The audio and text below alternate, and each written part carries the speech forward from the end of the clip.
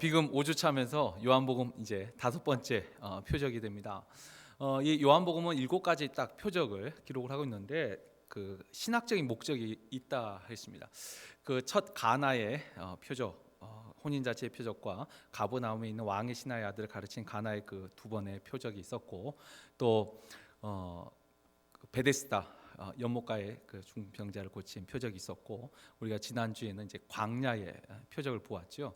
이 네 가지 표적을 통하여서 지금 이 사도 요한이 말하고 있는 것은 가장 심플하게 또 핵심적으로 표현하자면 예수 그리스도로 인하여서 이 참된 구원과 은혜가 시작되었다. 그러니까 진정한 구원의 기쁨이 바로 예수가 있는 그곳에 예수로부터 시작되었고, 예수로부터 이 은혜가 시작되었다. 이것을 지금 사도 요한이 이제 이 글을 읽는 모든 사람들이 그것을 발견하기를 원하면서 이 표적을 지금 기록을 하고 있죠.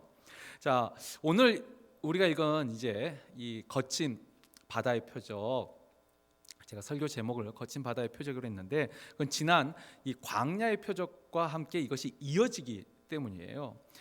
우리가 잘 아듯이 그 주님께서 풍랑을 잠잠케 하신 사건, 이 풍랑은 우리에게는 이제 원칙으로는 갈릴리 호수죠. 다 막혀 있으니까. 근데 이 갈릴리 호수가 상당히 좀 커요.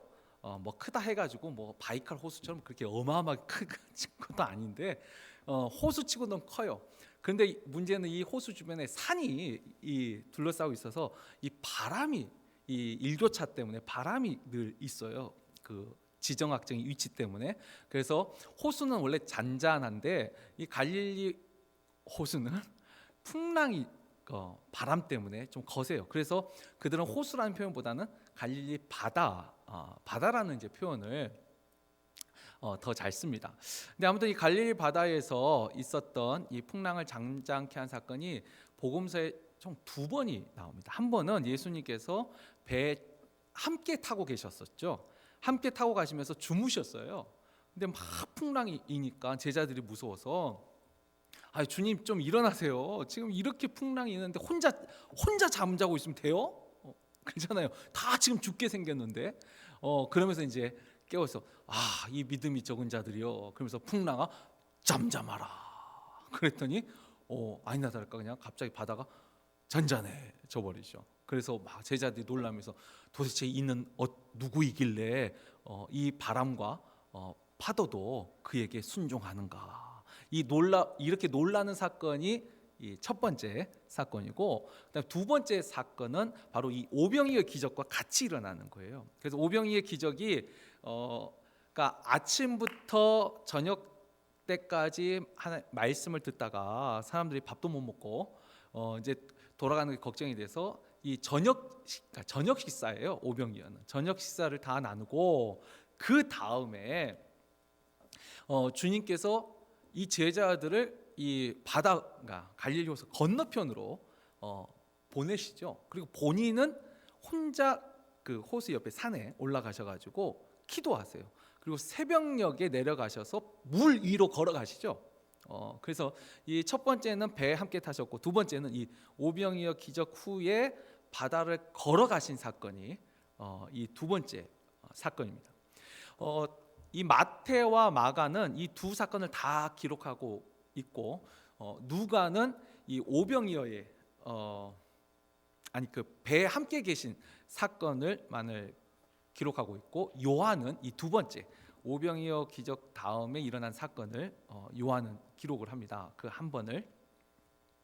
자, 그래서 제가 예전에 한 2, 3년 이제 벌써 됐어요.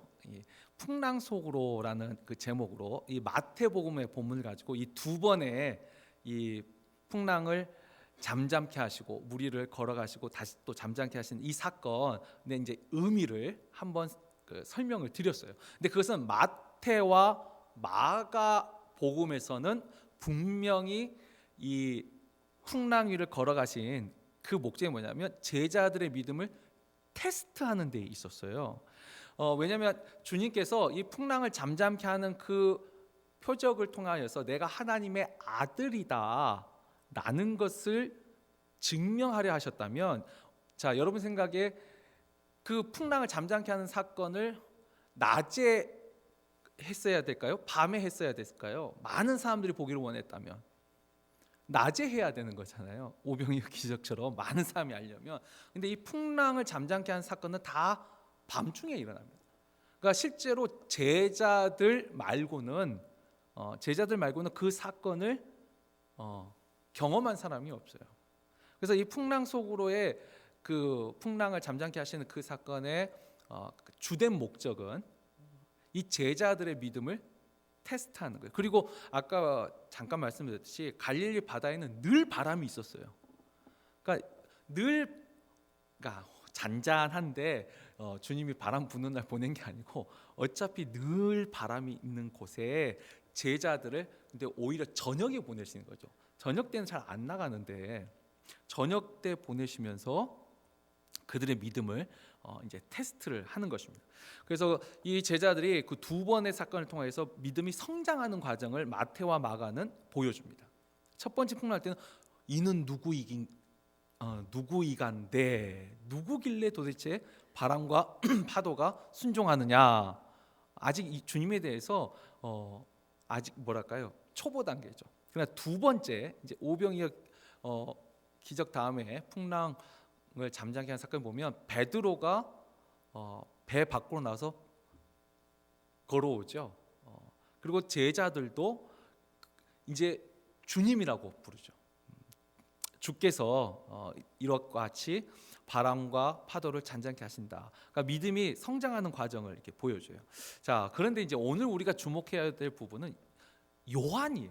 요한은 첫 번째 사건을 기록하지 않았어요. 이 두 번째 사건만 기록하면서 요한만의 독특한 특징이 이 기록 속에 담겨져 있습니다.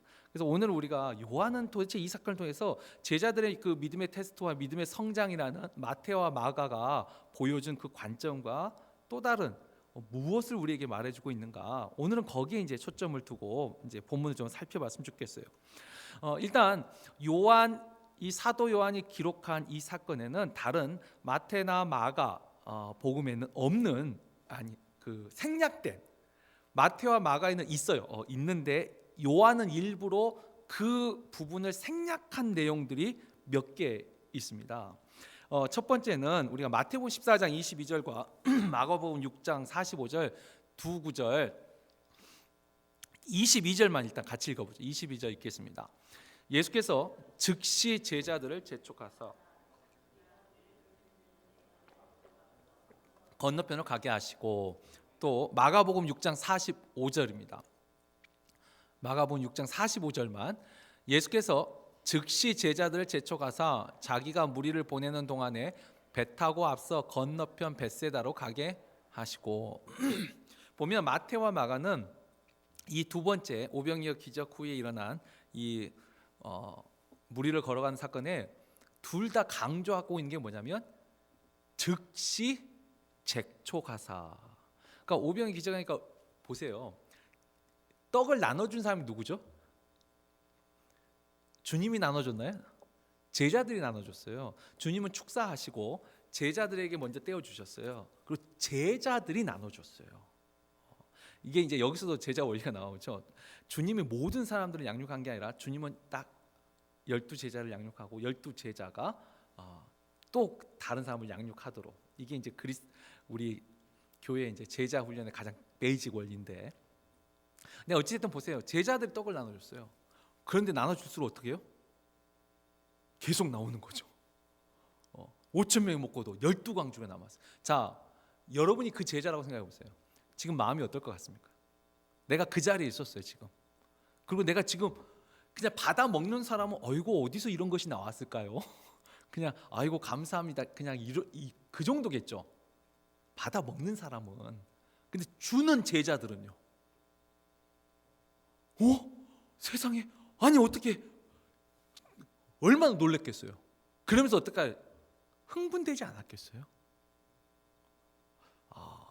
그렇겠죠. 아니 먹는 것도 그렇지만 제가 예전에 학생 생활할 때도 막 학생들이 막 늘어나니까 얼마나 흥분이 돼요. 다 어렵다고 할 때. 그럼 어떻게 돼요? 우리가 약간 되지 않겠어요? 자, 주님이 바로 그걸 아시는 거죠. 이 제자들이 얼마나 어깨가 확 펴지고 얼마나 지금 당당하겠어요. 근데 주님이 즉시 제초가사, 지금 이 제자들은 사람들과 함께 있으면서 그 사람들과 야 우리 주님이 이렇게 기도하시고 했는데 이렇게 막 나누고 싶었을 거예요. 어떻게 보면 음식만 나누는 게 아니라 우리 주님은 이렇고 뭐 어떻게 막 자랑도 하고 싶고 그러지 않았겠어요?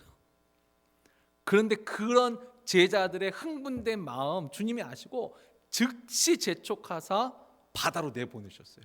그것도 바람 부는 풍랑이 있는 바다로.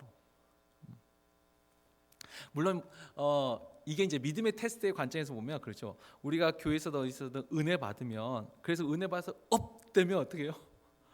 주님 일부러 거친 바다에 내보내시는 거예요. 우리의 믿음을 테스트하려고. 자, 그런데 요한은 그 부분을 생략하고 있어요. 그 부분은 빠졌어요. 오늘 우리가 보면 16절에 그랬죠. 저물매 제자들이 바다에 내려가서 배를 타고 바다를 건너 가버나움으로 가는데, 즉시 재촉하사라는 말이 다 빠져 있어요. 마태나 마가는 다 기록하고 있는데 주님이 그렇게 급박하게 보냈는데 요한은 그 부분을 생략했어요. 또 하나, 아까 다시 마태복음 14장 이제 23절 뒷부분 우리 한번 같이 읽어볼까요? 무리를 보내신 후에 기도하러 따로 산에 올라가시니라. 저물매 거기 혼자 계시더니. 또 마가복음 6장 46절입니다. 무리를 작별하신 후에 기도하러 산으로 가시니라. 이 마태와 마가는 다 무엇을 기록하냐면 주님께서 기도하러 갔다는 사건을 또 기록을 해놔요. 그러니까 제자들은 바다로 보내놓고 주님은 산에 가서 기도하세요. 어떤 내용으로 기도하셨는지 성경에는 안 적어져 있지만 저는 제 생각에는 적어도 바다에 나가 있는 이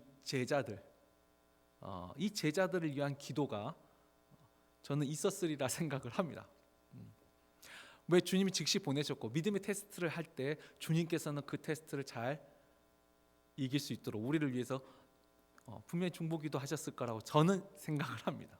근데 아무튼 이 부분도 요한은 생략하고 있어요. 우리가 읽었던 본문에는 예수는 아직 그들에게 오시지 아니하셨더니 17절에 그냥 예수는 아직 그들에게 오시지 않았다 그 말만 있고 뭐 기도하러 가셨다 뭐 산에 가셨다 이런 말씀을 생략하고 있어요. 그리고 또 하나 이 사도 요한이 생략한 것은 우리가 뭐 잘 아는 그 베드로의 도전이 있죠. 무리로 걸어오시는 그 주님을 이 베드로가 제일 먼저 보지는 못했고 그 사랑하는 제자가 먼저 봤어요. 주님이시다. 그래? 진짜 주님? 그러면 주님이시거든 나를 배에서 내려 오라 하옵소서. 그래서 주님이 그러니까 그럼 와라. 그래서 어떻게 해요? 베드로가 배에서 나가죠. 그 바람 부는 풍랑이 있는 바다에 나가요. 그리고 걸어요. 그러다가 이제 두려워서 빠지게 되고 그 다음에 이제 주님이 건져주시는 이야기 잘 알고 계시죠? 근데 그 대목도 요한은 생략을 했어요. 그러니까 다시 말해서 즉시 제초가사 또 살아내 가시고 또 베드로가 그 믿음을 도전하는 이 부분들을 이 사도 요한은 다 생략하고 있어요. 다시 말하면 마태나 마가가 기록할 때 이 풍랑을 잠잠케 한 사건을 통하여서 믿음을 테스트한 그 부분, 그러니까 믿음의 테스트를 강조하는 부분들은 사도 요한은 지금 다 생략하고 있어요. 그러니까 지금 적어도 사도 요한은 이 광야의 표적 다음에 이 거친 바다의 표적을 이야기하면서 이 거친 바다에서 주님께서 우리의 믿음이 성숙하기를 또 우리의 믿음을 테스트하신다. 그게 분명히 마태와 마가는 그걸 강조하고 있지만 요한은 지금 그걸 강조하고 있지는 않다라는 거예요. 그럼 요한은 도대체 무엇을 강조하고 있을까? 사실 이 사도 요한의 기록에서 가장 핵심적이고 중요한 단어는 맨 마지막 21절에 나옵니다. 오늘 우리가 읽었던 본문 21절에 보면은 그러니까 주님께서 무리를 이제 걸어오셨어요.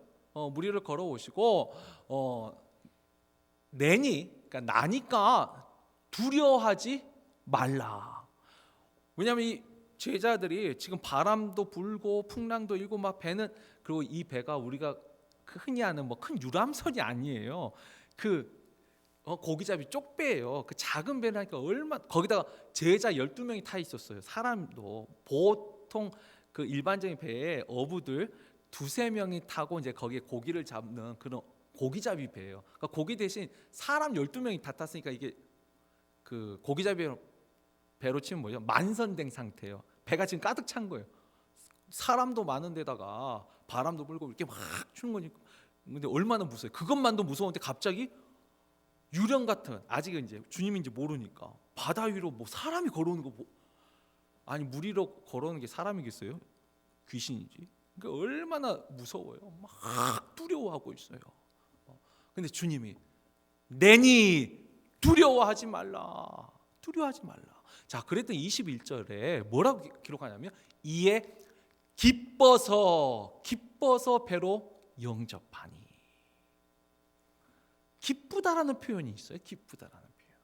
우리가 마가의 똑같은 기록에는요, 기쁘다라는 표현이 없어요. 왜죠? 지금 이 현실이 기쁜 상황이에요.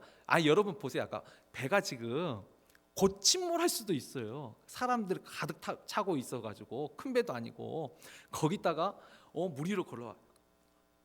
마가에도 나오지만 믿음을 테스트를 하신 거잖아요. 뭐 아주 믿음이 좋아서 와 주님이다. 우리 이제 다 살았다. 그렇게 지금 막 기쁨의 상황이 아니에요.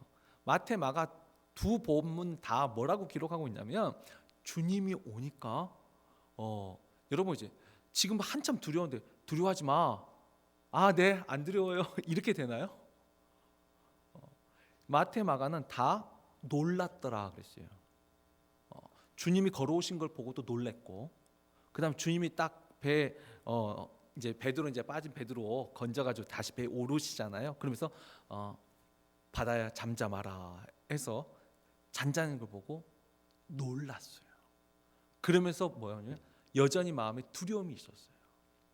근데 사도 요한은 그 두려움과 놀라움을 표현한 게 아니라 이 거친 바다에서 두려워하고 있는데 내니 두려워하지 말라 그 말씀을 하시고 제자들이 기뻐했다.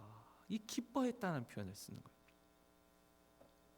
자, 요한이 지금 말하고 싶은 것은 뭘까요? 요한복음의 그 첫 표적 가나의 혼인 잔치에서도, 그러니까 요한은 이 특별히 요한복음 보면 신학적인 해석들이 있어요. 오병이어에도 만나와 해석을 했듯이 가나의 혼인 잔치는 출애굽에서요. 그 물을 피로 바꾸는 그 사건과 동일하게 하나님의 구원이 시작되었어요. 그러나 예수로 인해서 시작된 구원은 과거 출애굽에서 있었던 물을 피로 바꾼 건 죽음으로 바꾸는 거죠. 그건 재앙이었어요. 근데 물을 포도주로 바꾼 것은 그건 잔치에 있는 기쁨이었어요. 기쁨과 생명으로 바꾸는 진정한 구원이 예수 그리스도를 통하여서 시작되었다. 이 거친 바다의 표적과 그 전에 광야의 표적도 마찬가지예요. 광야의 표적도 이 메마르고 황폐한 땅에서 진정한 생명의 떡은 예수 그리스도라는 거예요. 예수를 통해서 이 메마르고 황폐한 광야에서 우리는 참 생명의 떡을 먹을 수 있고, 또 이 세상이 메마르고 황폐하기만 하는가요? 때로는 거친 바다와 같은 거죠. 아까 제가 말했죠. 갈릴리 바다에는 늘 바람이 있어요. 늘. 그러니까 우리가 살아가는 세상 속에 그죠? 아무것도 없는 메마르고 황폐한 광야 같은 때도 있지만 거친 바다처럼 풍랑이 일을 때, 이게 이제 세상을 말하는 거죠. 거친 바다가 됐든 광야 같은 빈들이 되었든 이건 지금 세상을 의미해요. 그 세상 속에서 우리가 그죠? 죄로 인해서 이 세상이 광야 같은 거예요. 죄로 인해서 거친 바다 같은 거죠. 험한 세상인 거예요. 그 세상 속에서 우리는 어떻게 늘 목마르고 갈증이 있고 배고프고 또 두려움이 있잖아요. 내일 일에 대한 두려움이 있잖아요. 없으세요? 없으신 건요, 이미 우리가 주님을 만났기 때문이에요. 제가 예전에 한번 말씀을 드린 적이 있는데, 강남에서 우리가 생각할 때는 참 부족함이 없는 그냥 쉽게 말하면 귀부인이라고 하는 분들도 걱정이 있다는 거예요. 어떤 걱정이요? 이거 잃어버릴까 봐. 내가 이거 재산 잃어버리고 하면 나는 어떻게 될까? 아니, 하다못해 그런 걱정할 것이 없으니까 그것도 걱정을 하더라는 거예요. 아, 우리는 없어서 걱정이고, 그들은 있는데도 걱정을 해요. 그거 없어질까 봐. 혹 어떻게 잘못될까 봐. 뭐 예화로 많이 쓰는 그 미국의 제일 예전에 부자였던 그 하워드 씨인가 아시죠? 굶어서 죽으셨잖아요. 굶어서 누가 여기다가 독을 넣지 않았을까? 그게 늘 불안해가지고 음식을 먹지 못해서. 그러니까 우리가 생각할 때 참 씨알데기 없는 걱정인데도 그런 걱정을 안고 사는 게 세상이에요. 더군다나 이런 씨알데기 없는 것도 걱정하지만, 아니 진짜 거친 풍랑 속에 있을 때는요, 경제적인 어려움이 있어요. 회사에서 언제 잘릴지 몰라요. 진짜 내일 다음 달 렌트비를 낼 수 있을까 없을까 걱정이 돼요. 이런 거친 풍랑 속에서 두려움이 안 생기겠어요? 두려움이 생기잖아요. 근데 그런 두려움 누가 잠잠케 할 수 있을까요? 누가? 아마 이게 믿음이 아니면, 지금 제가 하는 말 세상에서 그냥 믿음 없이 들으면요, 야, 저 목사 거짓말 진짜 잘한다, 정말 사기꾼이다. 아니 그렇죠. 다음 달 렌트비 낼 돈이 없어요. 자, 그런데 제가 그래요. 예수를 믿으면 마음의 두려움을 이겨내고 평안이 옵니다. 아니 다음 달 렌트비를 주거나 말을 하든지. 여러분, 믿음이 없으면 주님으로 인해서 거친 풍랑 속에서 우리는 기쁨을 누릴 수 있습니다. 믿음 없으면 거짓말이에요. 그냥 사기꾼이에요. 근데 너무 신기한 게요, 거친 풍랑 속에 우리는 두려움이 있어요. 저는 이렇게 설교하면 저는 두려움 없겠어요? 두려움이 있어요. 눈을 뜨면 걱정이 돼요. 눈을 뜨면 미래가 안 보여요. 근데 제가 하는 말씀, 눈을 아예 감아버려요. 제가 감는 눈은 이제 기도하는 거죠. 나의 도움이 어디서 올까? 동서남북을 봐도 나 도와줄 사람이 아무도 없어요. 깝깝하죠. 그럴 때는 어딜 봐야 돼요? 눈을 들어 산을 보는 거예요. 여기서 말한 산은 우리나라 산을 하면 무슨 산기도가 이게 아니고, 눈을 들어 산을 본다는 거는 성전을 보는 거예요. 예루살렘 성전이 산 위에 있었기 때문에 그러니까 하나님을 보는 거죠. 나의 도움이 어디서 올꼬? 천지를 지으신 여호와께로. 산을 본다는 의미가 아니라 하나님을 보는 거예요. 다 막혀 있어. 어차피 막혀 있는데. 그러니까 세상에서는 이렇게 막혀 있으면 답이 없어요, 이제는. 그건 끝이에요. 근데 하나님 그렇죠. 하나님을 보라는 거예요. 눈을 떠서 불안해요. 장래가 안 보여요. 눈을 감고 하나님 앞에 기도해요. 그런데 참 설명할 수 없는 평안이 찾아와요. 지금 사도 요한은 그걸 말하고 있는 거예요. 예수를 믿으면 그 예수가 거친 바다를 잠잠케 해줄 거라는 믿음을 말하고 있는 거예요. 광야 같은 세상 속에서 그 목마름과 배고픔과 갈증을 해소시켜줄 분이 예수라고 말을 하는 거예요. 그리고 그것을 믿는 자는, 우리가 두 번째 간합 그 표적에서 했듯이 그냥 30세 별 볼 일 없는 목수라고 생각하면 일어나지 않아요. 그러나 그 예수를 나의 그리스도요 메시아로 믿으면 놀라운 일이 일어나는 거죠. 말씀만으로도 멀리 떨어져 있는 가버나움에 있는 그 아들이 병이 낫는 거예요. 믿으면. 이게 이 사도 요한이 이 표적들을 다 통해서 말하고 있는 거죠. 너희가 예수를 믿으면, 결국 메시지는 하나예요. 너희가 예수를 믿으면 참된 구원의 기쁨이 시작되고, 참된 은혜가 시작되고, 광야 같은 세상에서 거친 바다 같은 세상 속에서 그 예수가 너희를 구원하실 거라. 이게 지금 사도 요한이 계속 우리에게 말하고 있는 것이죠. 그래서 우리가 사도 요한, 이 요한복음이 사복음서 중에 가장 신학적이에요. 그러니까 해석을 한 거예요, 요한은. 나머지 복음서들은 주로 이제 사건을 주로 많이 기소를 했다면 요한은 이제 신학적인데, 이 요한이 예수에 대한 비유를 잘 보시면, 뭐 우리가 이제 다음 주에도 이제 보겠지만, 예수님을 생명의 빛으로 비유를 해요. 이 요한복음 우리가 1장도 그렇고 8장에 이제 다음 주 볼 때도 있지만 생명의 빛이에요. 그리고 생명의 떡이에요. 영생이 되고 생수 비유가 있고, 또 양의 문, 선한 목자가 되시고, 또 부활이요 생명이요, 또 길이요 진리요 생명이요, 또 참 포도나무. 자, 이 모든 것을 하나로 그냥 다 요약하면 뭐냐면 생명하고 다 연관이 있어요. 생명. 예수가 진짜 생명이라는 거예요. 예수가 진짜 생명이에요. 거기에 영생이 있고.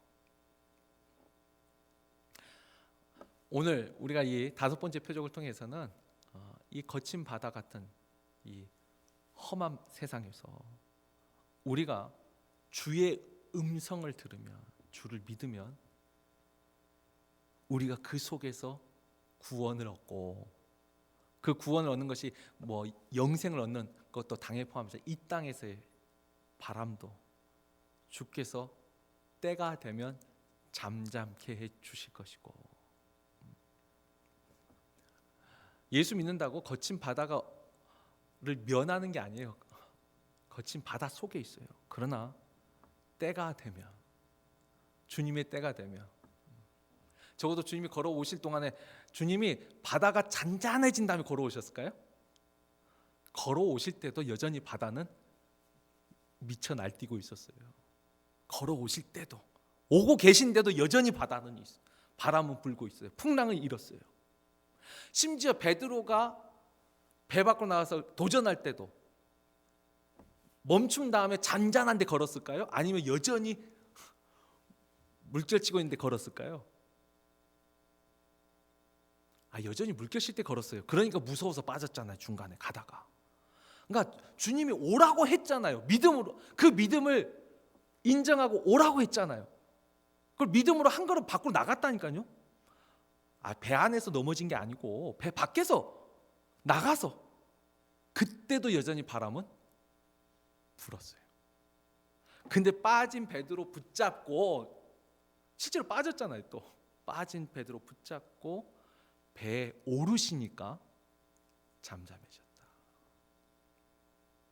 아브라함, 제가 모리아산 이야기할 때도 그랬잖아요. 우리가 생각할 때는 그 정도 믿음이면 산 밑에서 됐어, 알았어, I know, 내가 너를 알아, 스탑해도 되잖아요. 안 되면 산 중턱이라도. 근데 어디까지요? 진짜 칼 빼들고 죽이려고 하는 그때까지. 그러니까 하나님의 때가 우리의 때와 다르다는 거, 그걸 우리가 하나님의 주권으로 믿고, 그러니까 믿음 없으면 우리 여기까지 못 가는 거죠. 거친 바다 속에서 이 여전히 풍랑이 험한 세상 속에서 나도 풍랑을 보면 실족합니다. 왜? 문제가 해결되지 않잖아요. 여전하잖아요. 바람이 좀 잔잔해져야 되는데, 그때 누구에게 초점을 둬야 돼요? 계속 예수를 봐야 돼요. 계속 예수를 봐야 돼요.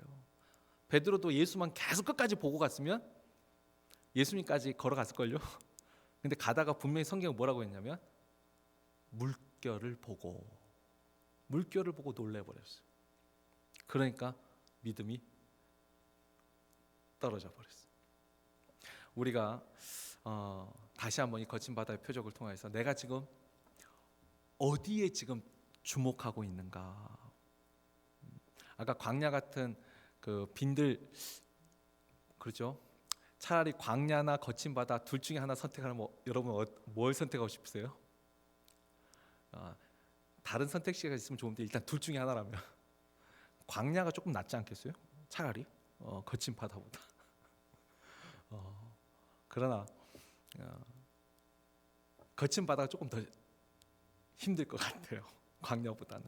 근데 그 거친 바다 속에서도 우리가 예수 바라보면 세상이 줄 수 없는 평안을 마음에 가질 것이고, 비록 아직 그 바람과 파도가 잠잠해지지는 않았다 할지라도 하나님의 때가 되면 잠잠케 하시리라.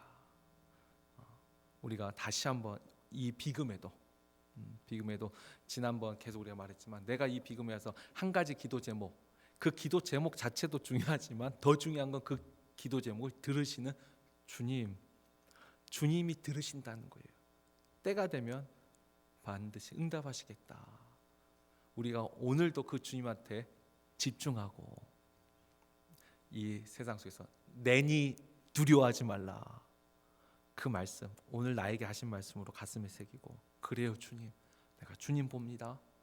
그래서 내가 어떻게 해요? 이제 기뻐서, 기쁨으로 또 우리가 기도할 수 있는 이 저녁이 되기를 주의 이름으로 축원합니다.